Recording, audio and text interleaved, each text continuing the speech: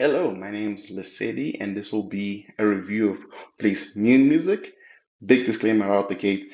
It's going to be a review where I, as a Coldplay fan, I'm going to gush about that album, say it's amazing because I think it's amazing. And the main function of this review is to kind of offer people an opportunity or a place to just hear someone gush about that album. And the second part of all of this, and I feel like equally important, is an exploration of how we review things on the internet or critique things on the internet or talk about things on the internet. More precisely, for example, you might see a lot of different opinions, not about just new music by Coldplay, but Coldplay in general, and why some of those different opinions might come about. And hopefully, in the exploration of all of that, you will not only get a chance to maybe better interactive reviews or artwork, and maybe even other people due to that, but also just hear someone love an album you probably love, hopefully. So, to begin with the first part, why does critiquing on the internet sometimes feel weird? So, to contextualize that, I love watching reviews. I love interacting with some piece of art, video game, movie, book, whatever, and hearing people talk about it. It's my favorite pastimes. I was excited to watch June Part 2, not because it's just a movie, but because I wanted to hear people talk about it. So, because of that, that's sort of my pastime, my hobby. I like participating in. And one thing I've come to appreciate on the internet is that the best reviews or discussions about a piece of art I've ever seen tend to come from people that are big fans of that thing and therefore are talking about it. The reason being is because when you're a fan of a piece of art, you're willing to dive into the depths needed to pull out a lot of nuanced and interesting opinions, discussions about it. Well, if you're not such a big fan, you're not willing to interact with something that much. And I believe the reason why this happens is just kind of due to the hustle nature of YouTube that can sometimes happen to YouTubers. You're reviewing a Coldplay album not because you really care about Coldplay, but because people are talking about new music, or you review Taylor Swift not because you care about Taylor Swift, because there's a lot of Swifties, a lot of views to be gotten. Unfortunately, this can sometimes interrupt people's ability to generate good discussions about artwork, but that's neither here nor there. Why does this happen? Why is it so difficult to discuss things well unless you're a massive fan? So let's talk about that. Normally, when it comes to some discussions, people can fall into one extreme objectivity, which is objectively the sun's hot, objectively the sky is blue, objectively Twilight is bad, or subjectivity. In my opinion, probably heard that a lot if you watch a lot of reviews. In my opinion, this thing's horrible. Both extremes have issues, and you want to fall somewhere in the middle. Now, to be really in the middle, you probably have to go off to art school and study music theory, study country music, write a PhD in country music. Then you can review country music and you would do it great. You can maybe achieve some form of objectivity. I haven't done that for any piece of music. You probably haven't done that. None of us have done that. So we can't reach that form of objectivity. Even if we tried, you'd do that sort of thing where objectively the most important thing Twilight can do is have great acting. And it's like, who told you that? Because, hey, at the time Twilight came out, what everyone wanted at the time was sorry, at the time, what was happening is there's a bunch of teenage girls that just really wanted to watch pretty people want each other really badly, and they wanted the vibes and the atmosphere and the fantasy of a Twilight movie. And that's what they got. They got a lot of that at a very high quality. The movies are popular. Were there trade-offs or things that the movies didn't have? Yeah, of course, the acting wasn't as immersive. Please appreciate I use the word immersive. I think words like good, bad, and then fall into totality. Get to that soon. Wasn't as immersive as what it could be, but other elements were immersive enough to draw teenage girls and teenage boys like me that wanted to impress teenage girls into cinemas. And that's important. The movie gave people what they wanted. Sometimes you can call that pandering. I feel that's a bit of a harsh critique, but yes. However, complete subjectivity where that's also not helpful. If someone subjectively said, I think a trash dump is more beautiful than the Eiffel Tower. Cool, that can be true for you. It's not true for the rest of us. And it kind of needs to be true for the rest of us too, or else it's an opinion that's difficult to interact with. And that's the important point. That person's not wrong, it's just they difficult to interact with. That's why subjectivity can also be weird on the internet because someone kind of comes in and says, this is what I think, and that's it, without explaining themselves well enough. And the reason why you want to explain yourself well is to make yourself easy to interact with. If I tell you Coldplay is the best band on the planet and you ask me why, and I say, well, I just do, what questions are you going to follow up questions are you going to ask me? Not many. So that's why it's important to When it comes to objectivity, appreciate that it's impossible for anyone to be objectively right, even if you do a decades worth of studying. Subjectivity, your opinion is very difficult to matter because it's just yours, but it can matter to other people if you present your opinion well, which is hopefully what this video will do.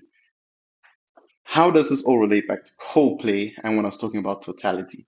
So, some totality you tend to get when you have someone reviewing something and they don't care about that something, you get all the totality.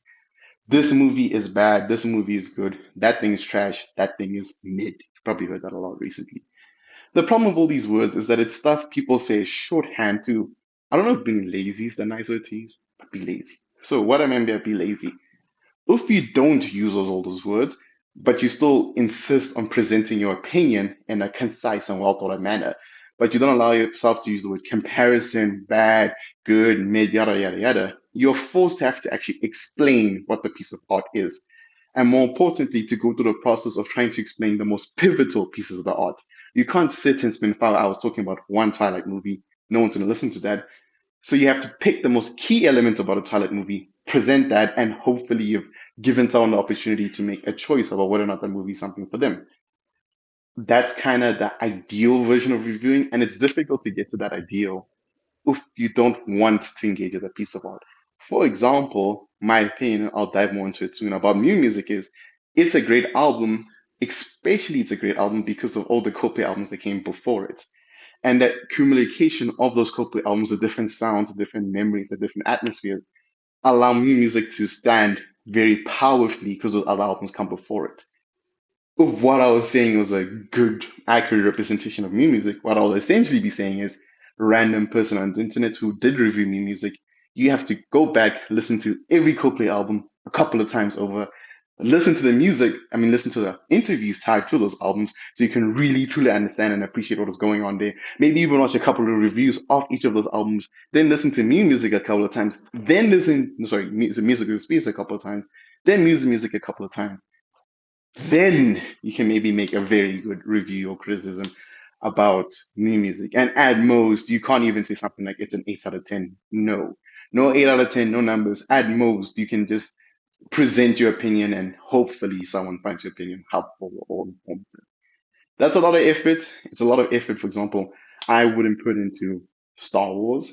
It's a lot of effort you might not be willing to put into a cooking book, I guess, or more important in this case, is a lot of if people don't want to put into Coldplay, which is fine. The tricky thing is there's a lot of people that talk about Coldplay who don't care. They can do, doesn't matter, right? Doesn't matter. You can listen to one Coldplay song and that one song makes you a fan. That's fine. Doesn't matter. It's internet free space. Do what you want. So how does this all make talking about Coldplay a bit weird? One criticism you can tend to hear from Coldplay is, well, two. My first one is a funny one I like to use. One criticism I sometimes heard about Coldplay is sonically, this isn't good. Example, I've heard someone critique Ghost Stories and say, sonically, this feels empty and boring. And it's like, okay, fine. First thing, that kind of spacey openness of Ghost Stories is kind of the point.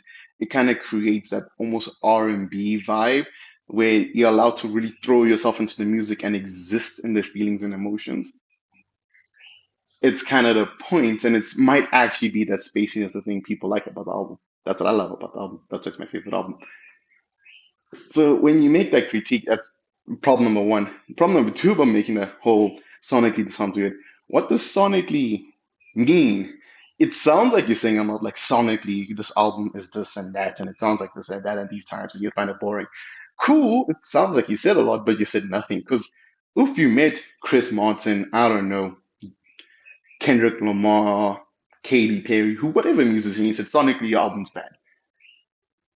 What is anyone meant to do like criticism? It's not specific enough to mean anything to anyone. And a lot of criticism, most things, good or bad, sometimes people make lazy positive critiques about something. Sorry, not lazy, non-descriptive, better word, non-descriptive reviews about something that are positive or negative. The problem is that it's difficult to interact with. A member from Coldplay can't hear you say sonically not good and no. Next time, more guitars across the song. Next, the lyricism is bad. Aha! Next time, less la la la la la. That works. So, like if you went to an author for a book, the readability of your book is bad. What was bad? The font type, the font size, the colors, with some things misspelled. It's difficult, and that's why you don't want some of that specificity. Love that word too. Is that a word? Whatever. That's why you want some of the specificity. So all of this can commit to that first point of sonically this is bad, the drawing of this is yada yada.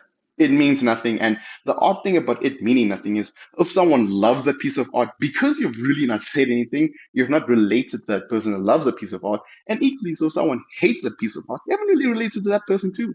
Someone might really hate Twilight for the acting. But if you're just saying the acting is stiff, what aspect about the acting is stiff? Is it the background acting when someone's not in focus? Is it the acting when the characters are about to kiss? That acting in the movie is actually great, by the way. Is it the acting when dramatic scenes are going on? Is it the silent acting? Is it the dialogue that's making the acting bad? Because then the acting's not the problem, it's the script writing. Kind of getting me? When you need to be specific, it forces you to really have a point and present that point well. First problem. Problem number two that tends to come up with reviewing, especially if you don't have passion for something. Problem number two is that now this time reading back to Coldplay, you tend to say statements that feel true, but they might not be. One typical statement a lot of Coldplay fans might have heard about it is Coldplay makes pop music.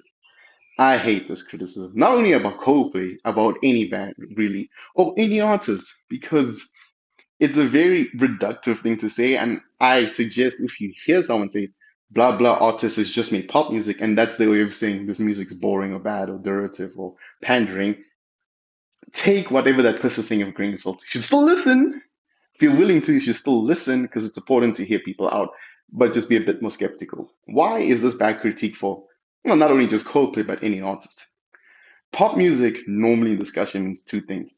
Thing number one, and the typical derogatory thing is pop music means high energy music, 4x4, chord progression, generic, simple music. It tends to be used as a insult that this is just a pop song.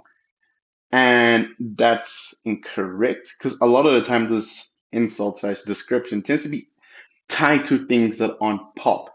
For example, Coldplay now has 10 albums. The first four on pop albums in the typical way you think of pop music. Maybe Ariana Grande makes pop music. That's what you think pop music is. Milo's Elite kind of isn't a pop album. It has a few higher energy songs, but they're not high energy in the way a pop song might be. It's almost like EDM music. There's actually explicitly an EDM song, Princess of China. And then there's songs like Us Against the World that are just super quiet and acoustic, nothing like a pop song. Then you have Major Minors, which is kind of like more alternative rock music that you might have gotten earlier. So there's a bunch of songs on Milo Zelito that, even by the more derogatory definition of pop music, really wouldn't be pop music, is it? Okay, so what's the more proper definition of pop music, the more actual one? Well, pop music actually stands for popular music, and it's just simply a way of saying this genre of music is what's popular at the moment. So in 2015, around about there, trap music and rap music was popular music. That was the sort of music everyone was listening to. Does not mean pop music is rap music and so on and so forth. 2012 EDM would have been pop music because everyday, what is it, party rock anthems, the song everyone was listening to. You have Gangnam Style is a good example. And guess what happened after 2013? 2014 came around and Coldplay released The Sky Full of Stars. I'll get to why I say that soon when I get to the Coldplay part of all of this. So, with all of that being pointed out, how does this all kind of combine together? It means that no one really makes pop music because if you made an R&B song when you're Michael Jackson in the 90s, yes, back then R&B music was pop music, that's why he's the king of pop.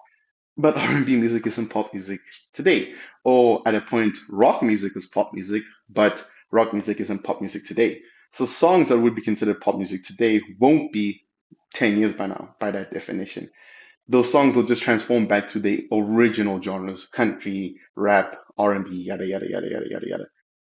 And by that second definition, Coldplay becomes a very interesting topic because Coldplay, every single song, every single album has made pop music.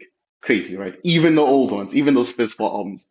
Because what Coldplay does is they take music that's around them that they like and then they filter it through what I like to call the Coldplay filter, which is just the Coldplay filter represents the talents they have at the time, the access to producers they have at the time, the headspace, so on and so forth. Filter for the Coldplay music, then you get a rush of blood to the head.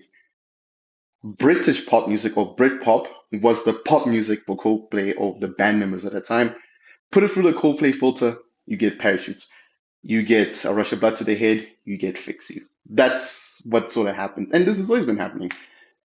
EDM music's really popular around about 2010, 2012, 2013. Through the Coldplay filter, you get My Lazalito, Every Teardrop's a Waterfalls, an EDM song, but by Coldplay. Princess of China, an EDM song by Coldplay. Paradise, an EDM song by Coldplay.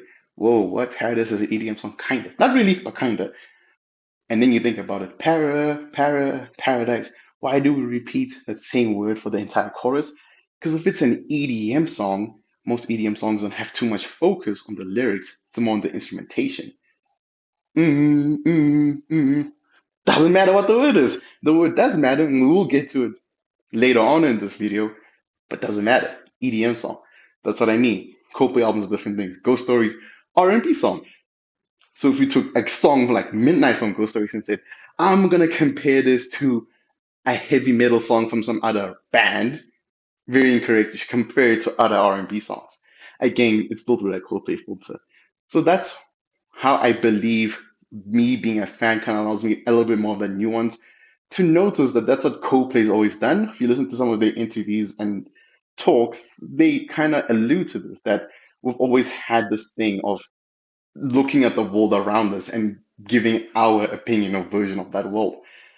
Hopefully that turns into sparked a aha moment in people that love Coldplay music. And then with that last statement, we slowly get to go into the actual review of new music by talking about Coldplay albums. So if I'm saying to you that what Coldplay's always done to make pop music, or in other words, taking music that people love at the time and pushing it through the Coldplay filter and you get what you get, what makes a good Coldplay song slash album, given all this context?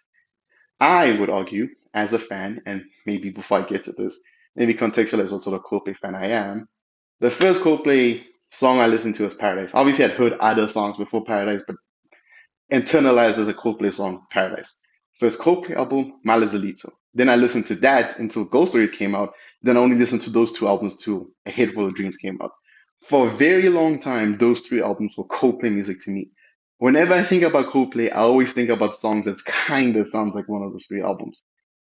Because of that, when I went back in the discovery and tried to, I'm not even going to attempt to say that word correctly. When I went back and tried to listen to their older music, I found it boring. I struggled to relate because I'm expecting Paradise and I'm getting God Put a Smile Upon Her Face.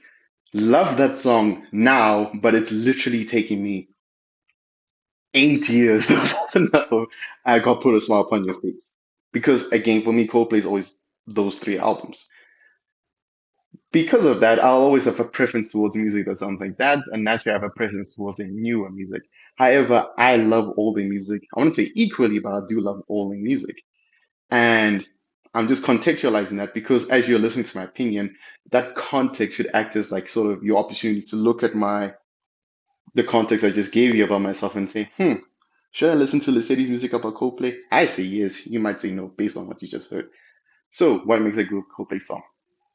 Thing number one, is the song relatable? The relatability can come through how the song's presented, the instrumentation, it can be the lyrics, it can be the album art, the album title, it can be presented in lots of different ways. A good example of this idea for relatability in The Scientist, Cole, Chris Martin, Coldplay the band, tries to relate the idea of making a mistake and wanting to go back in time and fix a mistake. That's The Scientist.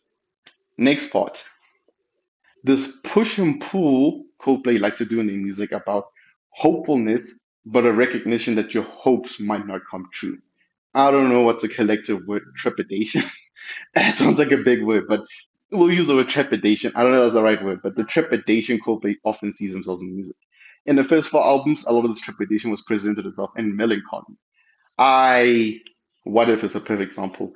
There's so many things I want to achieve that are presented in What If, but there's a strong appreciation that I might not achieve those things. And what happens when I fail? Beautiful song, love it. And with the second thing that makes Coldplay music good, a lot of it's the balance. What you want is to have a 50-50 balance of Coldplay music. You want that hope that you can achieve whatever it is you want to achieve, but that very realistic appreciation that you might not achieve it. That balance is very important for Coldplay music. The final thing is execution. This is a bit more, I guess I was just teasing subjectivity earlier, but this is a bit more subjective. Execution. You want the album to have just achieved those first two things well. Normally, Coldplay music, the easiest way to see if something's been executed well is if it got a lot of views, got a lot of money, blah, blah, blah. And for the most part, Coldplay has gotten more popular over time. We can, at least on a baseline, agree that Coldplay executes on whatever it is they're trying to do well. The discussion might then transcend towards what are they trying to do and is it valuable? We'll get to that. So those are the three main things Coldplay music tries to do well. And the interesting thing about mentioning those three things is how they executed across the different albums. And I would say all their albums have four distinct stages. The fourth one's just the experimental albums. Ghost Stories, Everyday Life. I'd argue Viva La Vida, but experimental albums. Those albums don't really fall into the other three categories well, and it's kind of Coldplay exploring a completely different sound. Ghost Stories is kind of them making an R&B Coldplay album. Everyday Life is just full of a bunch of different songs. You know, you'll get folk music there, maybe a more typical pop song in Orphans, so on and so forth. And depending on who you ask, if you ask me, I'd say so new music and music of the space. But we'll package that discussion for later. The other three categories would be I Am, Coldplay music. This is when a lot of the lyricism and the sound of the Coldplay song is very individual focused. I was you on an island and I passed you by in a warning sign. It's very much focused on the individual and how the individual feels about their place in the world.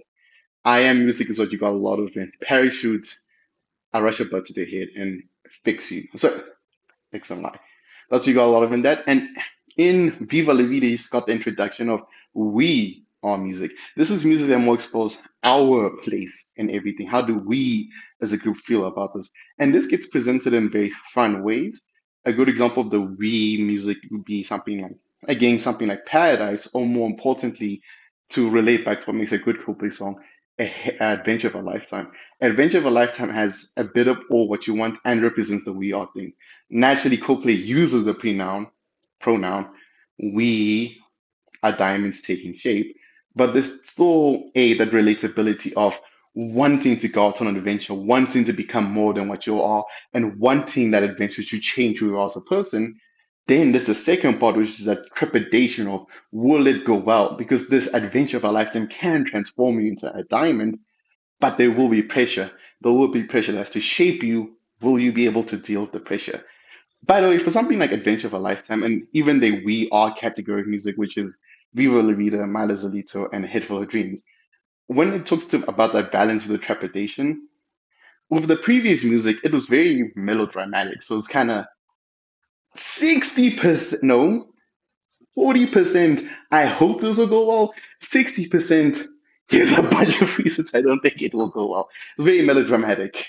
And the bands even recognizes when they were in the process of going on the Viva La Vida tour, they kind of said, hey, kind of tired about being so melodramatic. That's why My Lazarito was like such a big departure from that. For Milo Izalito and A Head Full of Dreams, what you get a lot of there is the opposite. 60, 70%. Hey, I think we got this. We got this, guys. There's still the recognition that things might not go so great, but we got this, right? In a paradise, the trip edition is you don't even know what paradise is. You don't know where you're going, yada yada, but it's still there. You know, there's still that idea of paradise and it pushes you towards it. That's that. So Adventure of a Lifetime would be a great representation of that and how that we are thing. Because the we are part comes in as we are diamonds taking shape. This adventure of a lifetime can only go well if we do it together. That's the we are bit. In the previous albums, my relationship will go well if I change, if I become what I need to become. And then we head into the universe is or the world is phase, which is represented by everyday life, kind of, music of the spears, and new music. The world is or the universe is stage is when we go beyond any particular person or any group of people And Coldplay tries to reach for collectivism. Oh wow, I just realized that means more than just the way I phrase it. Togetherness, that's a better word. Togetherness. And it's more so like, what does the emotion of love mean to us, the universe, the spheres, everything and everyone? What does the idea of hate mean to everything and everyone? What do all these concepts mean? First really strong song in my opinion that really shows this idea, well, would be everyday life. You know, we see the color in each other's eyes. And that lyric is so strong and profound because it kind of puts up the idea that when you see the color in someone's eyes, you're not just seeing the person, you're seeing their whole background, their whole everything. You're seeing that person's whole existence, and you still break their heart. It's really getting past that relatable point that sometimes the people that hurt you are the people that know you the most, that understand you the most. And it's almost like they hurt you because of that understanding. And it's saying that the only way to get past some of that hate is to get it, is to dance when the lights are off, to be almost obnoxiously positive. And again, not positive, hopeful. Then those are the three stages, and that's how it represents it all across the music. One criticism I forgot to mention about Coldplay, and I think it's important to mention this criticism as we get to the album with all the la la la la la la la in it, is the lyricism about Coldplay. This one is probably the best representation of why the idea of critiquing and maybe being passionate about something can help generate more interesting critiques. Because Coldplay's lyricism shifts depending on what stage they're in. When they're in the I am stage, a lot of their music becomes a lot more specific, you know, and something like the scientist, let me not use that example. I know a lot of Coldplay songs. Let me use a different example. And something like in my place, right? It really muse about the idea of like how there was a space in someone's heart that you had and it's gone, but it's not gone because the walls happened. It's gone because you've happened, you've gotten into your own way. Because of the individuality of that song, it allows it to be very specific, very to the point, very prominent in a way later songs aren't. You know, deeper you go into the Coldplay discovery, for example, well, Paradise again. What's paradise? Where's paradise? Who's paradise? You know, who's this girl? What stormy night did she run away in? Very unspecific. If you think about like a song like Paradise and you think about like other songs that are a bit more specific, like let's take a J. Cole song where he will talk about his upbringing, and then another song will talk about the struggles of the upbringing, and another song will talk about how those struggles shaped who he is, then another song will say, because of who I am, I've become a millionaire, best rapper, yada yada. By the way, I'm a big J. Cole fan. If you listen to rap music, you know what happened with him. I'm gonna get into it. Because of that, the further we move along from the I am era into the we are era into the universe is era, the less descriptive Coldplay music becomes. And that's typically a criticism they get that before they're very lyrically vast, and now it's kind of like la la la la la la la. La. I love the la la's by the way, but that's what people complain about. But then if you don't have the depth and the nuance, you won't quite get what's going on. The reason why Coldplay music becomes less descriptive is because it's allowing it to functionally become more relatable. If I don't specify what paradise means to me, I leave you the opportunity to decide what it means to you. That's beautiful. I think there's a lot of value in that. Because of the way Paradise is structured, it allows it to mean a lot of different things, to a lot of different people. Paradise can be the song that's the spark of encouragement, courage to go after a dream. What that dream is doesn't matter. For other people, paradise might mean finding that dream in the first place. For other people, paradise might be a specific place, a specific person, a specific ambition, and that burning desire to chase after it. It might be that song you listen to remind yourself that you should continue pursuing your dreams. Paradise, due to the almost vague way it's written, allows itself to be lots of different things to lots of different people. It's a comment my friend makes a lot, and I agree with him about Coldplay music. It's very churchy in that sense, where church music has that space and that openness to allow you to have your own spiritual moment. And Coldplay gets written more and more, Coldplay music gets written more and more that way to generate more opportunities for you to have your own moment with the song. Which is why I think Coldplay music has especially gotten more popular because it's getting more popular from people from non-English speaking countries where they can listen to the song and still have their own moments, even if you don't completely appreciate all the lyrics. I think that's a very purposeful choice and a very intelligent choice, and how that intelligence feeds into new music. Finally, going to talk about it now is important. So, new music, but I'm going to talk about music space, but with new music. What does all of this mean for new music? New music is Coldplay's The Life of Pablo. It's the way I like to think about it. Or My Dog Beautiful Tuesday Fantasy. Comparing Coldplay to Kanye, didn't expect to hear that, did you? It's that album for them. And what do I mean? This album is full of songs that are so reminiscent of their previous albums. I Am a Mountain kind of sounds like a Viva La Vida song, you know. A Turner, I hope I'm pronouncing it right, kind of sounds like one of those EDM songs you would have gotten off of Malizalito. Um, Oh My Love sort of sounds like a song you might have gotten off of Ghost Stories or you might have gotten in the earlier era of albums. All Good Feelings feels like a pop song you might have gotten off of A Head Full of Dreams. It feels like a catalog of sort of Coldplay's best moments. But the thing that makes it such a great album is it's all contextualized against this journey that kind of began in Music of the Spheres that is happening in new music and will conclude in the third album of this trilogy they'll release. Yes, Coldplay plans to make a trilogy of these albums, but if you've found this video, you'll probably know that. And I think that makes this album stunning, absolutely beautiful. And I want to explain that story, and that's why I use the whole idea of lyricism before I began all of this. I want to explain that story and tell you how I can come to my own conclusion of that story, and you can have your own version of that story. And the story starts with new music. New music is almost like my interpretation again. I'm free to have that interpretation because of the way music's presented and made. Because of the universal way of Coldplay making the music. By the way, I use the word universal way on purpose because of the show my song, My Universe. I can be clever once a year. So because of the sort of universal way music of the Spears is written and the Ross 2 albums are written, it kind of means of like this almost astronaut going on a journey. And that journey is towards this new solar system full of all these new planets. And your job as the astronaut is to be the ambassador, to go to these planets and say, hey, we're human beings. We found out about your planet. What's going on here? And each song is a planet. And then those emoji transition songs are you flying in between the different planets. You know, you have the higher power planet. This is a planet full of people that are just vibing 24/7, jamming, having a good time. They happy, you're there. You're happy to be there. We're all having a good time, right? You're in a higher power, higher place. You're feeling grand. Great. Then you have the humankind planet, which kind of feels like a planet full of the energies of the 80s. You know what I mean? That's the humankind planet. Then you have the human heart planet, which is like this planet is very somber, not sad, but somber. You know, people feel lost on that planet and they feel the conceptual idea of loss, right? How if you were, I guess, on that planet, again, contextualizing it back to the human astronaut who's observing all of this and understanding it, when he goes to the human heart planet, what he sees is, wow, there are such interesting and profound limitations to being seen as a boy. You can't cry, you can't hurt, but yet there's this line in human heart, this is, but I only have a human heart, which is almost like this expressiveness of the problem or the thing isn't to hate these sort of aspects about you that make you who you are, your gender, your race, your age, your background, but to allow these things to blossom into their best elements, but not to be teared apart for those elements, right? If you see a boy crying, don't dismiss it because men shouldn't cry.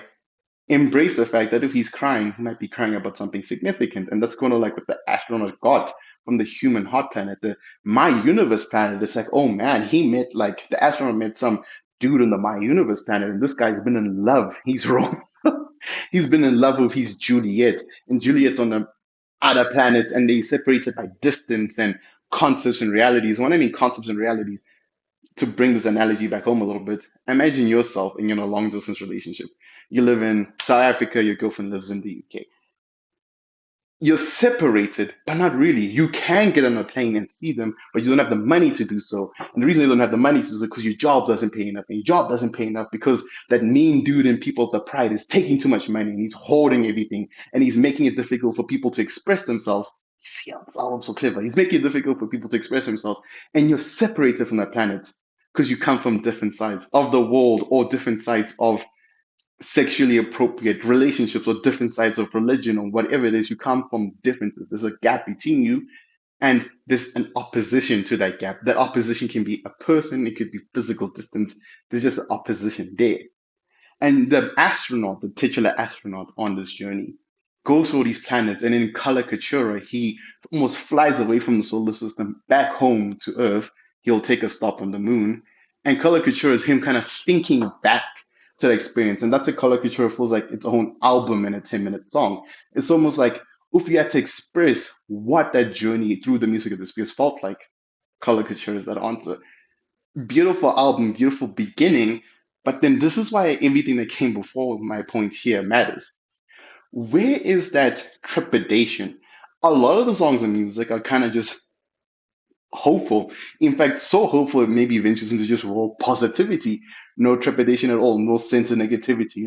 Humankind, we're humans, we're great, great. Higher power, we're in a higher place, we're really getting in touch with our spirituality. Great. There isn't really that element of, ooh, but will all of this go well? That element can sometimes be represented in songs, but even in a song like Let Somebody Go, the loss of somebody is treated as a very positive thing. Like you will let them go and it will hurt, but you will deal with it. There isn't that like trepidation of will I be able to deal with this?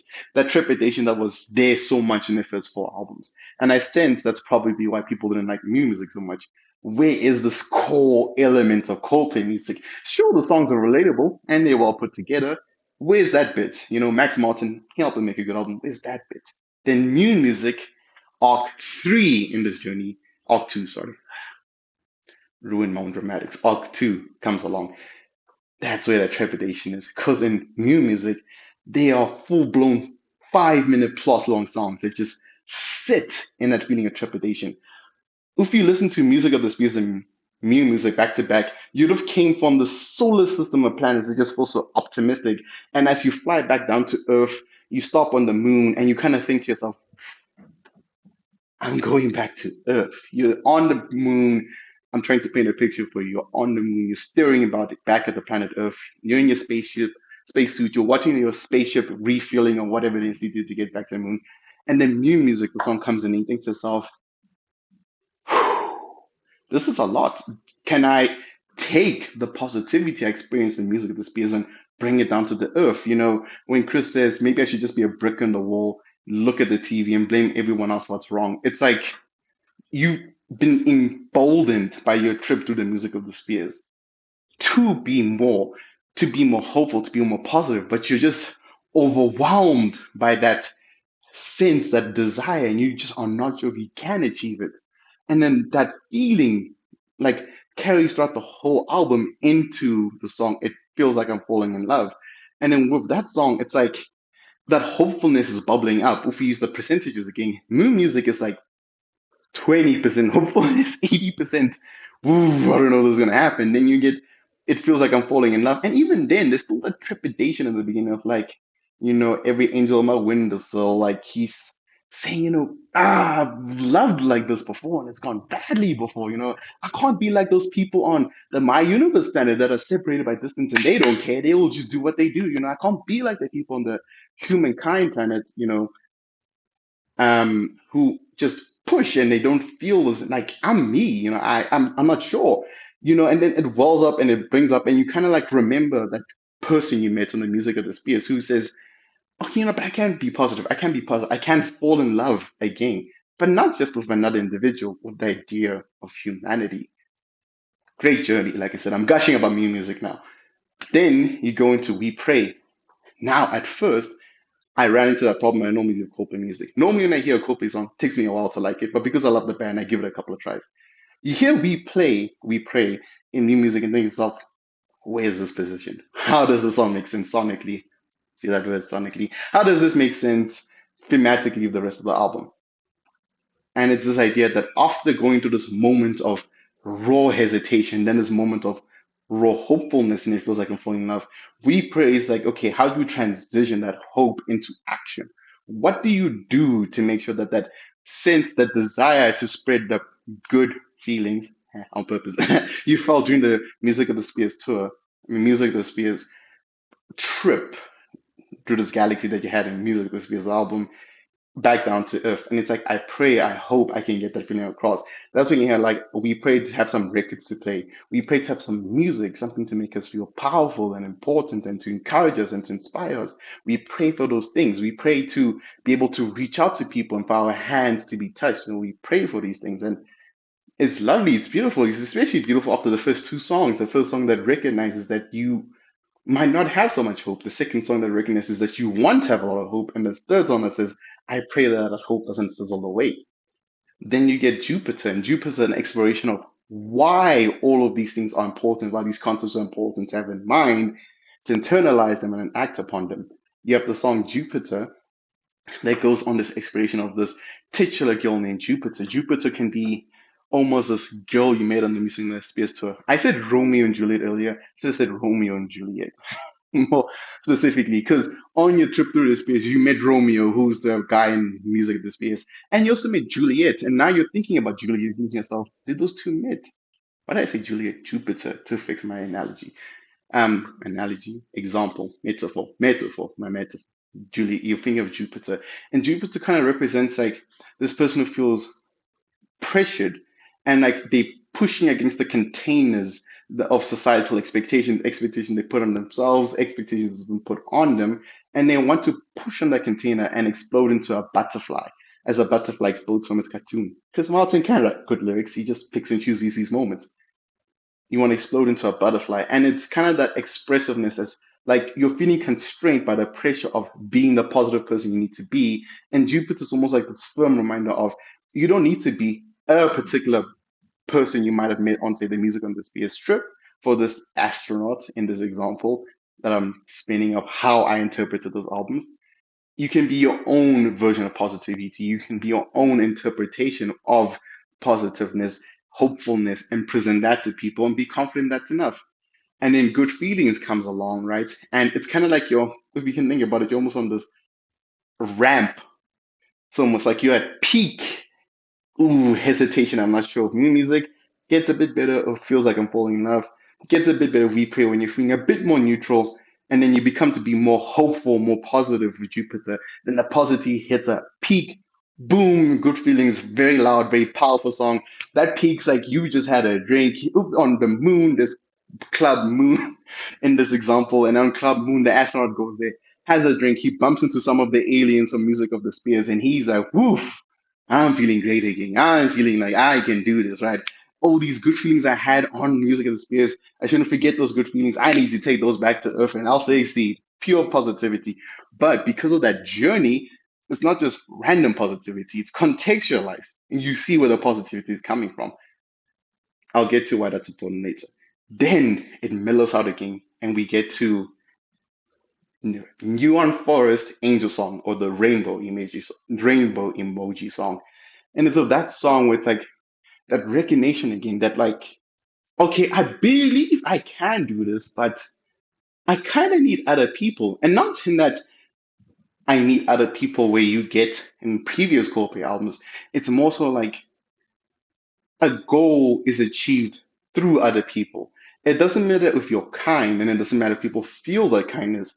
That kindness is to stick in other people.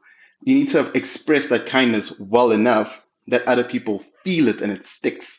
And it's only when it sticks that's that explosion ripple out throughout the world. And that's what that song is. And that beautiful piano melody that it ding ding ding ding ding ding ding ding ding ding. It feels like that explosion of raw, lasting hopefulness has happened. And like it's almost like the piano melodies, the snowflakes of that explosion floating down, or the raindrops or the sunbeams floating down on people, and it touches them. And if it touches you, it sticks. You have that hopefulness no matter what. The astronaut in this example, this very long example I'm making, has felt that positivity. Then you get to I Am in a Mountain. And now I Am a Mountain has that trepidation, but a more refined version of it. It's still that whole thing of life is tough, but it's like, I'm going to deal with that toughness because I'm a mountain. No one can stop me from dealing with this toughness. I will do this. The first few songs of the album leading up to Neon Forest Angel Song has been the ups and downs of the emotional feelings of the astronaut as he waits on the moon to go back to Earth. Then I Am a Mountain is the song where it's like, okay, I can do this. I got this. I can do this. Then you get a Turner, which is kind of like I like to think of as Turner as if you've ever given a speech or maybe we're about to do something courageous and you listen to music to make yourself feel better, like to pump yourself out. A Turner is that song. A Turner is that song that's like, I'm gonna do this. I'm gonna do this. Then All My Love is sort of like the musings of the astronaut as he's about to head back to Earth. Like sort of like that final message he sends back to all his friends on Music of the Spears. Like, you will always have all my love. You guys, I appreciate you so much. You've done so much for me. You've helped me, this astronaut in the city's example, to change as a person. I'm gonna go back to Earth. I'm going to spread the hopefulness you gave me. I'm going to do it well. And not only that, I'm going to be so hopeful and so much of a human being to other people that they will always have my love no matter what. I will love humanity no matter it rains on pours. I'm all yours. It's kind of like this whole we thing. It's like capturing this idea of love, but that distilled love a child might feel from a parent, like this unconditional distilled love. Great song. Then we finally end with One World. And One World's kind of like the song that happens as the astronaut's like slowly floating back to the world as he kind of has this final moment of trepidation. But it's not that like sort of negative um uncertainty that you might have gotten in other albums or other songs. That negative uncertainty that feels more like melancholy. It's more you're you don't know what will happen, but you're confident you can deal with it. That's what One World represents. Just a very calm, serene appreciation that you don't know what will happen next, but you do know you can deal with it, which is why it's so important to have the song I Am a Mountain, two songs before. It all makes sense, right? It all makes sense. I like to think it makes sense. I hope I express that it makes sense. So, because of all of this, new music is great.